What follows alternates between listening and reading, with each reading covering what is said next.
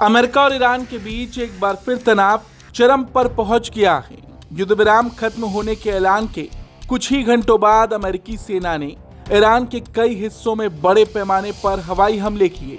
इन हमलों के बाद ईरान के दक्षिणी शहरों में जोरदार धमाकों की आवाजें सुनाई दी। चबहार इलाके में बिजली आपूर्ति ठप होने और एक रेलवे ब्रिज के क्षतिग्रस्त होने की खबर भी सामने आई। वहीं बंदर अब्बास, कुनारक, बुशहर और जास्क जैसे रणनीतिक इलाकों में भी हमलों की खबर सामने आई है। अमेरिकी सेंट्रल कमांड ने सोशल मीडिया प्लेटफॉर्म एक्स पर जानकारी देते हुए कहा कि 8 जुलाई को ईरान के खिलाफ एक बड़े और सैन्य अभियान को अंजाम दिया गया। सेंटकॉम के मुताबिक इस कार्रवाई का मकसद ईरान की उस सैन्य क्षमता को कमजोर करना था जिसके जरिए हुर्मुज से गुजरने वाले व्यापारिक जहाजों और आम नागरिकों को निशाना बनाया जा रहा था। अमेरिका का दावा है कि इस अभियान में ईरान के करीब 90 सैन्य ठिकानों को निशाना बनाया गया।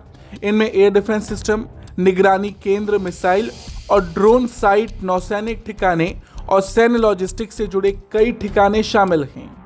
वहीं से एक दिन पहले भी अमेरिका ने करीब 80 सैन्य ठिकानों पर हमला किया था, जहां आईआरजीसी की 60 से ज्यादा छोटी नौकाओं को तबाह करने का दावा किया गया था। वहीं अमेरिकी राष्ट्रपति डोनाल्ड ट्रंप ने साफ कहा कि उन्हें लगता है कि ईरान के साथ हुआ युद्ध विराम अब खत्म हो चुका है। हालांकि उन्होंने ये भी कहा कि अमेरिका लंबे समय तक चलने वाले युद्ध में नहीं लौटना चाहता। ट्रंप ने कहा, हमने कल रात बहुत जोरदार हमला किया था और जरूरत पड़ी तो आज रात फिर हमला करेंगे। जो भी होगा बहुत तेजी से होगा, हम ज्यादा इंतजार नहीं करेंगे।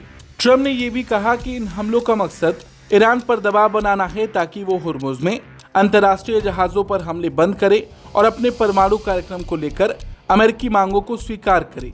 हालांकि उनके लगातार बदलते बयानों से ये साफ नहीं हो पा रहा कि अमेरिका कूटनीतिक समाधान चाहता है या सैन्य कार्रवाई को आगे बढ़ाना चाहता है। वहीं पूरे घटनाक्रम की शुरुआत हुर्मुज में 3 कमर्शियल जहाजों पर हुए हमलों से हुई। अमेरिका का आरोप है कि ईरान ने इन जहाजों को निशाना बनाया, जबकि ईरान ने कहा कि जहाज उसके तय किए गए समुद्री रास्तों का पालन नहीं कर रहे थे। इसी हमले को अमेरिका ने अपनी सैन्य कार्रवाई का आधार बताया है। उधर ईरान ने भी अमेरिकी हमलों को खुली आक्रामकता करार देते हुए कड़ी चेतावनी दी है। हमलों के बाद बहरीन और कुवैत में एयर रेड सायरन बजाए गए, जबकि हुर्मुज से जुड़े कई इलाकों में हाई अलर्ट घोषित कर दिया गया है।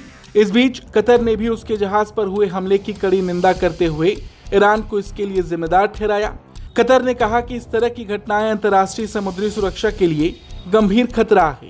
कुल मिलाकर देखा जाए तो अमेरिकी हमले के बाद पूरे क्षेत्र में तनाव चरम पर है। अब देखना यह होगा कि ईरान का अगला कदम क्या होने वाला है। ब्यूरो रिपोर्ट, भारत तक।